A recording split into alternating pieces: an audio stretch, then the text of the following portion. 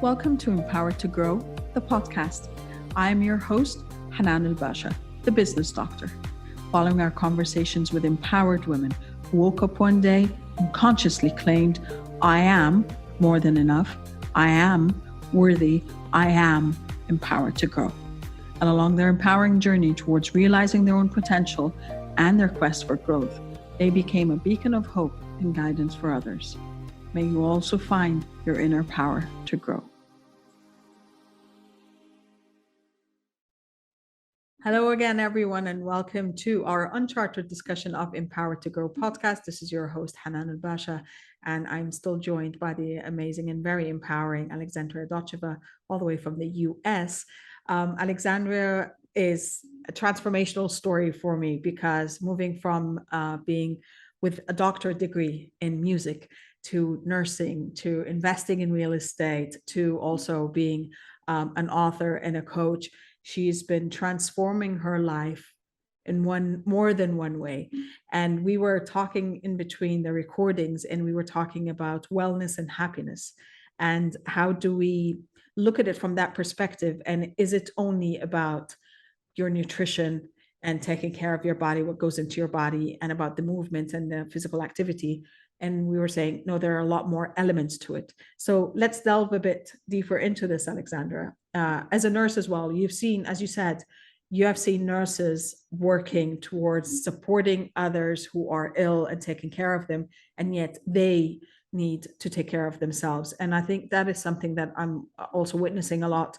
I know personally that was part of my story is when I was partner in two businesses, well, 2 out of 4 businesses. I was a doctoral student. I'm a mom, I'm a wife, I'm an expat, so I don't have the family support and all this. And I found myself deprioritizing myself on the list until one day my head was down the toilet and I'm throwing up blood just because, it's just got to me from all across. And I realized I'm collapsing. And that was a moment for me that was transformational. That's like, something's got to give. I can't sustain this life because I'm literally just digging myself to the ground. And then, who's going to take care of my son and my husband and everything else in life. And I realized I've got to reassess my life. I've got to look at it from a different perspective and what are the priorities. And I say now that reassessing my subjective success parameters, that I put myself first.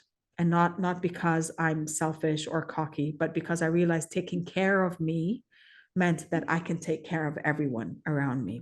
So talk to us a bit more about the concept of health, wellness, and happiness and how they're connected from your perspective. Exactly. Great points here. Great points. In my case, I always have been very healthy. However, like you said, my colleagues, a very unhealthy crowd for the most part. And the problem was that while they really obviously were waiting for horrible health events to happen in their lives to take some care of themselves, just like the patients that we were treating, but also it's a double standard in healthcare when you are, especially in the United States, when you have healthcare that is the most expensive healthcare in the world. First cause of personal bankruptcy and the most profitable business. You're seeing healthcare professionals that are not leading by example. And that's a big double standard in my book, because I saw it right away even when I became a nursing student, and I couldn't reconcile this. So with health, nutrition is extremely important, especially now. I don't know how things are in Qatar where you are, but in the United States, we have this giant corruption of the food system where literally 95% of the things that you find in a grocery store should be illegal by any health standard because of their cancer-causing properties, their heart disease and diabetes causing properties. It's unacceptable that these items are sold and advertised to people at any age, at any time, for any reason. So nutrition, as we discussed in between our conversations, I have been a whole foods organic vegan for several years now, and I don't compromise this for the sake of convenience or to make an exception here and there for a friend or a loved one or a relative. Absolutely not. I've put the limits and I said, this is my lifestyle. You will not pay my healthcare bills if anything happens to me. from a chronic disease perspective. And most of the chronic diseases, I mean, they have potential for multiple organ damage. And I see this in my patients every day. So that is a non-negotiable field, your nutrition, what fuel you give to your body. You can't take better care of your car than you take care of yourself in terms of fuel, right? The other aspect, of course, is exercise. Diet and exercise are not substitute for each other. They're an absolute must. And of course, my 12 years martial art experience very much contributed to my understanding of the importance of exercise, because in martial arts, you have to keep strong not to injure yourself from the repetitive motions in the fight situation, but also from a medical perspective, knowing what each exercise, whether it's weightlifting or cardio under high intensity and resistance, does to every body system. You understand that the fuel is one thing to make your body perform at an optimal level, but then the exercise, it's the absolute must for strengthening and conditioning and endurance. And it doesn't excuse a bad nutrition just because you exercise. And then the third very important aspect that is largely neglected in this country is detox. When you're exposed to between 20,000 and 1 million toxins a day, there is no sense not to detox every day when you're exposed to these toxins on a daily basis. And that's another thing that I don't compromise, just like my diet and my exercise. This is an absolute must. I have had shifts 13, 14 hours. I have come home after work and I never skip my detox. That's just, there is no way I'll skip my detox, knowing how beneficial it is to me and to my immune system and my ability to fight disease and stay energetic and, you know, pumped up to work the next day. So what kind of a detox? Like, we know there are simple detoxes such as, and we've, I mean, I know I've practiced a bit, but I know that that is something that I also need to work on the consistency of it. But something like taking celery juice in the morning, that is one of the elements that helps your body as well detox and kick it off on a good note. But for you, what's a detox? What's a daily detox? Well, I do a liver detox. Mine is a little more extensive in a form of a cleansing with coffee. It's a very good practice from the Gerson therapy for cancer patients. I do it every day. But I completely agree with you that vegetable juices, the green, sour, and bitter vegetable juices are a great detox method as well. In addition to, you can do the lemon olive oil water recipes for liver detox, which are also taken orally. Really depends on your perspective, your preference, your time, ability, and your finances, because in my understanding, I have found the cheapest and most affordable way to detox on a long-term basis, because when we buy a package of 5 pounds of organic Arabica therapeutic blend coffee, between me and my boyfriend, that lasts us for 2.5 months, and it's really inexpensive. Then you have other detox formulations that are more pretentious in terms of price, but some people feel psychologically more comfortable with them, and that's fine. But I'm all about practicality. And when I know the science behind the detox I'm doing, how it increases the amount of glutathione secretion from the liver by 650% every time you detox. I mean, that's a powerful antioxidant molecule that binds free radicals all over your body and eliminates the potential risk for cancer. I mean, that's amazing what it does.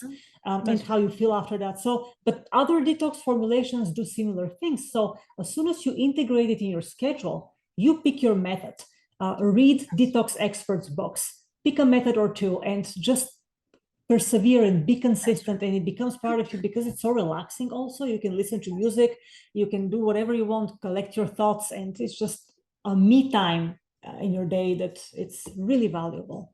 That's true. And you've brought up a very important point here, is try things out for yourself. One of the concepts that we've learned through the health coaching was bio-individuality, which means we're all different and no one size fits all. And I think that is also a big chunk of the misconception when it comes to diets and exercises and all this. This is what works. You have to follow this.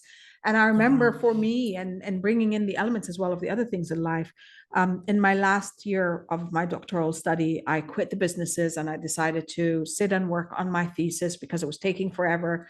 Let me sit and focus on this. And I said, I'm going to take care of myself. I'm going to eat well. So, you know, I changed my food. I was tracking my food also on my fitness pal app. And I was doing CrossFit and kickboxing 5 to 6 times a week. Good for you. Thank you. Wonderful. And then I gained after 1 year, I gained 20 kilos, which is what, about 45, 50 pounds of fat. And that shocked me. It shocked my system. And that is one of the reasons why I went to the health coaching, because I'm like, okay, the book says you diet and you exercise, or you eat well and you exercise, and you should get stronger and fitter.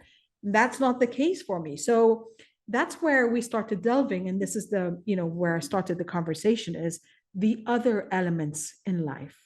And that includes your relationships, your finances, your spirituality, your career. And this was a time that was one of the most stressful times in my life, because here I am completing my doctoral degree.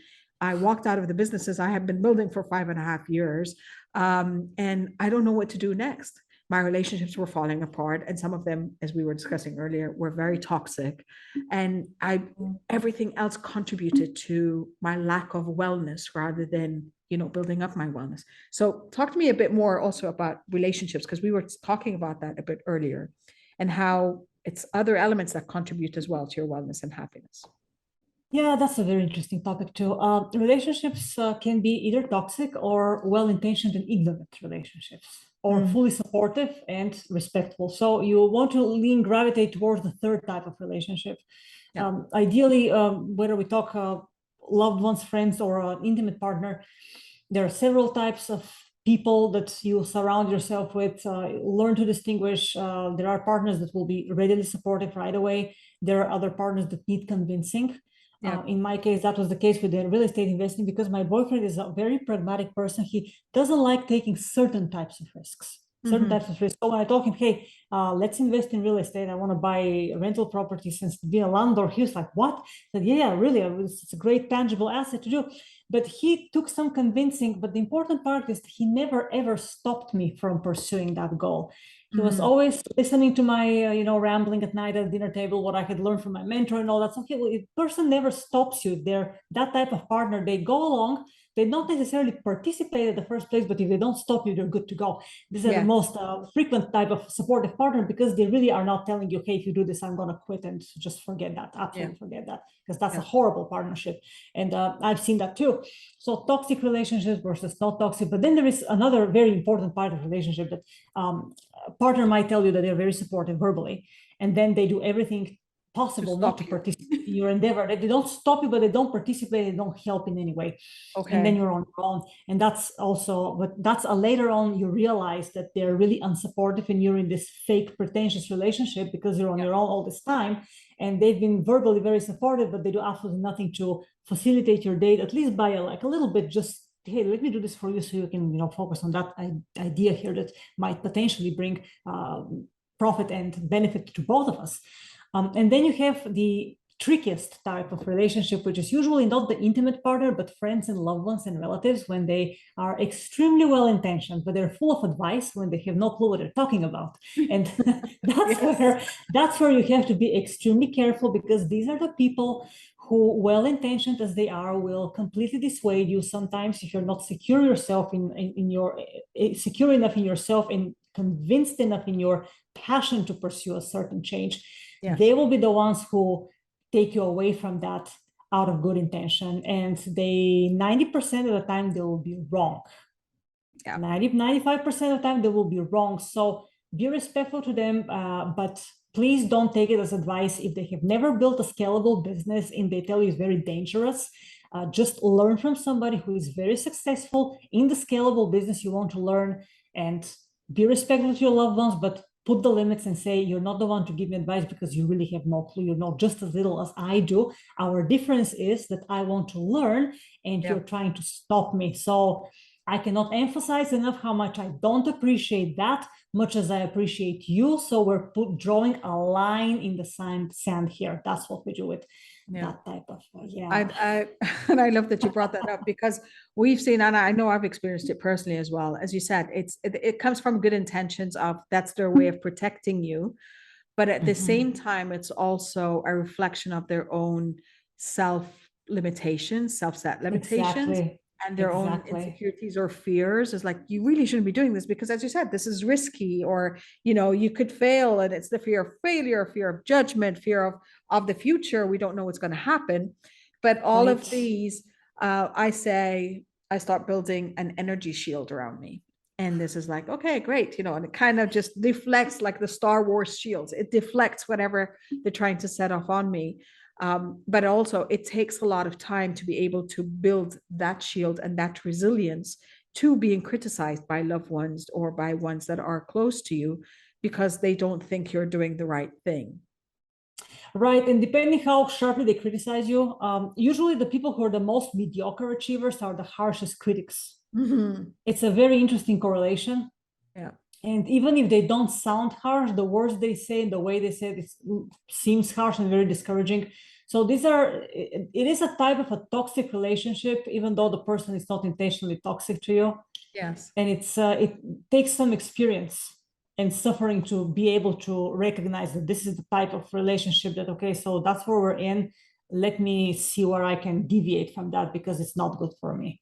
Yeah. It really isn't good. And fear of judgment and dissatisfaction of the other person's feelings and offending them is a strong barrier to people to make their progress oftentimes. And it's a very important thing to think about. It's part of your goals to really make yourself less available to that type of a person.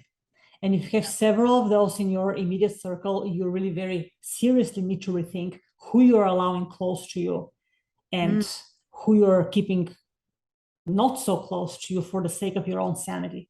That's true. Well, speaking of that, I want to move with you to the last topic I want to address is the part about the real estate investment and you deciding that this is an alternate revenue stream for you. And you're also learning from scratch about a new field for you, but you decided you want to do it and you're scaling it accordingly. So tell us a bit about your experience there. Yeah, this was a very fascinating experience where I actually hired a mentor who was a self-made millionaire to do that. Because I learned if you hire a financial teacher from college, they already are making ends meet by a salary, which I already knew how to do. So I wanted somebody who had started from nowhere and built multiple millions of fortune to teach me. So that I can, even if I don't build multiple millions, but I could now build a couple of millions, which is awesome, considering that I was an immigrant who came here with nothing.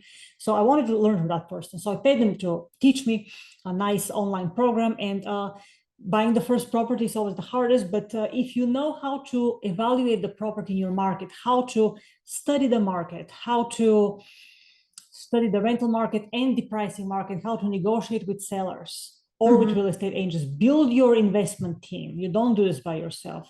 Yes. You become more selective with time who you want on your team, who you don't want on your team. That's a total different part of relationships. Those are business relationships. Yes. So my principle is I never do business with friends. Okay, that's absolutely a no-no based on what I have seen, or relatives for that matter as well.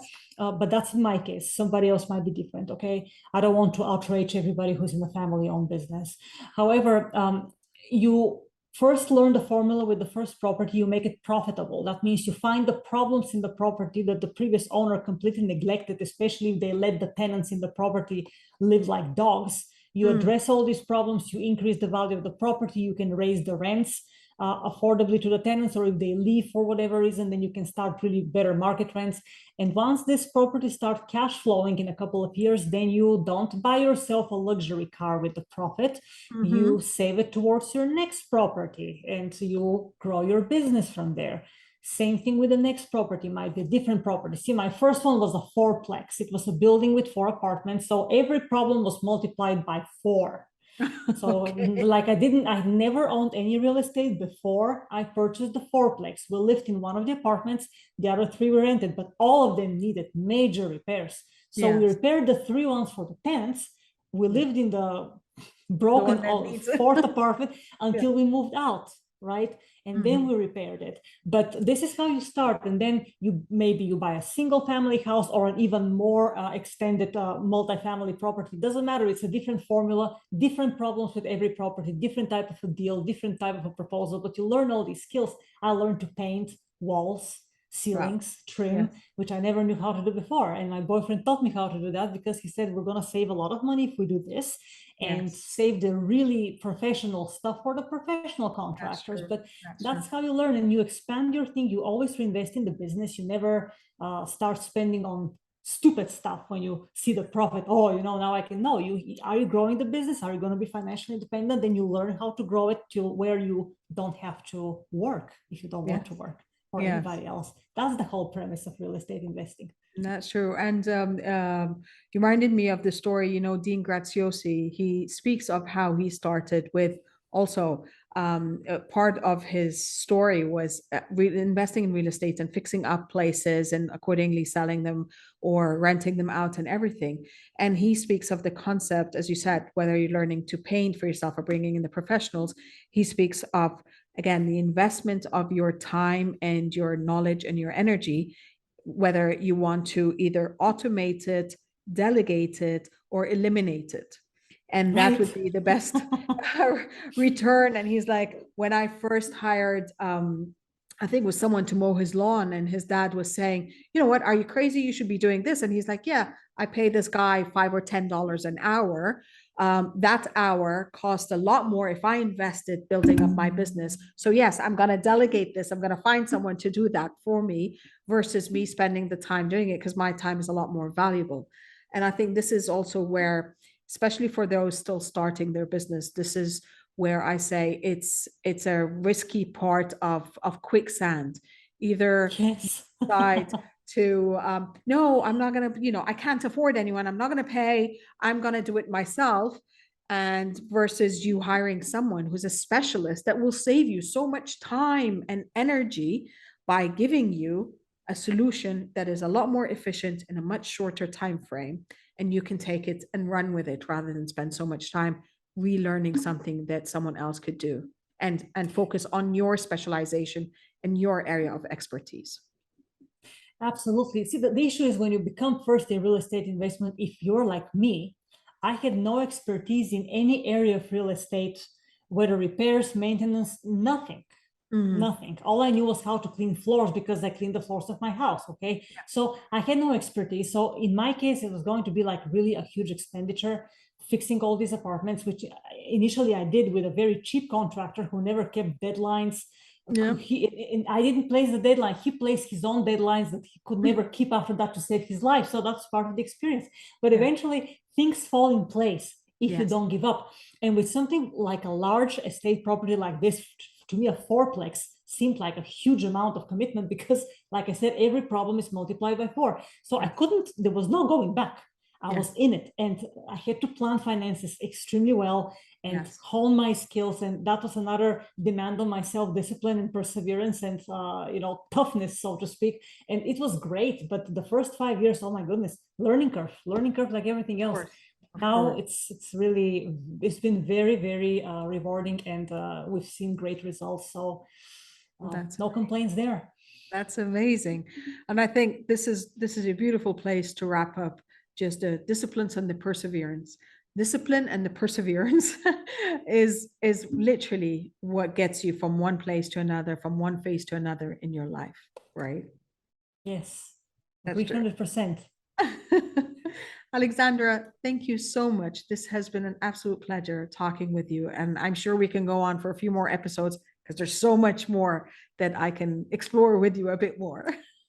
Hanan, thank you very, very much for having me. It was a real pleasure talking with you, and I hope to have been very useful to your audience. You are. I know I've taken a lot of learnings today, and I'm sure a lot of people will take a lot of learnings from all the value you've shared in your experiences and your perseverance in not accepting the status quo, even if that status quo is something you've been working on for a big chunk of your life. You decided that this is not where I'll stop. This is where I'm beginning, and I'm beginning, and I'm beginning. And there are always new beginnings that are bringing on more challenges, but also more rewards, as you said. So thank you for sharing that with us today. My pleasure. Thank you so much for having me. Well, as always, I hope that you take that value from everything we spoke about today. You pick what suits you. You take the small steps towards your dreams and your vision, your subjective success, and what you want out of your life. And you keep going and you keep being empowered to grow. As always, I wish you love, abundance, and prosperity. And we'll see you next time. Bye for now. Thank you for listening to the Empowered to Grow podcast. For further engagement with a tribe of empowered women, Join my Facebook group, Empowered to Grow, or visit my website, www.hananulbasha.com. I'll catch you on the next episode. And until then, know that empowered you empowers others. Love, abundance, and prosperity to you all.